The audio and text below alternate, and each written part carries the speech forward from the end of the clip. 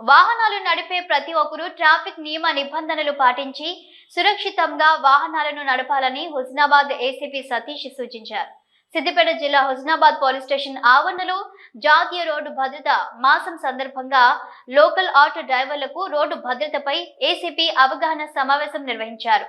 గడిచిన ఒక్క సంవత్సరంలోనే జరిగిన రోడ్డు ప్రమాదాలలో 1,70,000 మంది వరకు మరణించగా మరో 4,30,000 మందికి పైగా గాయాల పాలయ్యారని ఏసీపీ సతీష్ తెలిపారు.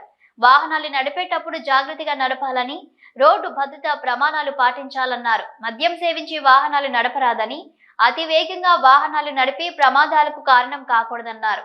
ఏమరపాటుగా చేసి తప్పిదం వల్ల జరిగే ప్రమాదాలతో ప్రమాదం బారిన పడిన వ్యక్తుల కుటుంబాలు ఇబ్బందుల పాలు కావాల్సి వస్తుందన్నారు. ప్రతి ఒక్కరూ ఇన్సూరెన్స్ చేయించుకోవాలని, అది మన కుటుంబాలకు ఎంతో ప్రయోజనకరంగా ఉంటుందన్నారు.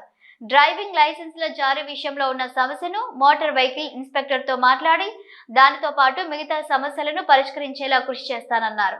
ఎట్టి పరిస్థితిలో జాగ్రత్తగా వాహనాలు నడపరాదని సూచించారు. ఈ అవగాహన సమావేశంలో సిఐ శ్రీనివాస్, ఎస్ఐ మహేష్ పాల్గొన్నారు. నువ్వు వచ్చి 40 స్పీడ్ వెళ్ళిపోతే ఆ ముందున్న వెహికల్ కంటే ముందు వెళ్ళిపోయి నేను సైడ్ తీసుకొని వాళ్ళ వెనకాల ముందర ఓటేకేసిపోవచ్చు అనుకుంటావు. కానీ ఆ బండి నీ బండి కూడా నువ్వు అనుకున్న స్పీడ్లో పోకపోతే ఏమవుతుంది? ఎదురుకు వచ్చే వెహికల్ గుద్దుతుంది, ఫ్యాటల్ యాక్సిడెంట్ అవుతుంది. నీతో పాటు ప్రయాణం చేసిన వాళ్ళకు కూడా ఇబ్బంది అవుతుంది.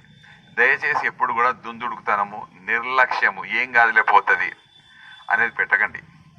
వెహికల్ను ఆల్వేస్ సాధ్యమైనంత వరకు ఎప్పుడు కండిషన్లో ఉంచుకోండి. మీకు అదే దేవుడు, నాకు యూనిఫామ్ దేవుడు. మీకోసం బండి తీసుకుంటుంది, పోతుంది, చిన్న పని తీసుకుని వస్తుంది.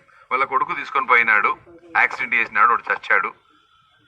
ఈమెను కూడా అరెస్ట్ చేశారు, ఇంట్లో ఉన్నాయని కూడా. అవసరమా?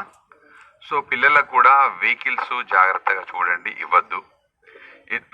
ప్రతి వాళ్ళు డ్రైవింగ్ లైసెన్స్ తీసుకునే ప్రయత్నం చేయండి. ఇందాక తను చెప్తున్నారు 10th క్లాస్ లేకపోతే ఇవ్వట్లేదని. నాకు కూడా అవేర్నెస్ లేదు దీని మీద. అంత గతంలో మాట విన్నాను, కానీ కాకపోతే తర్వాత ఇచ్చినట్టు విన్నాను. నేను ఇవి చెప్పదలుచుకోలేదు. ఇంట్లోంచి వెళ్ళేటప్పుడు మన భార్య పిల్లల్ని గుర్తు చేసుకుందాం. మనం సేఫ్గా ఇంటికి వస్తే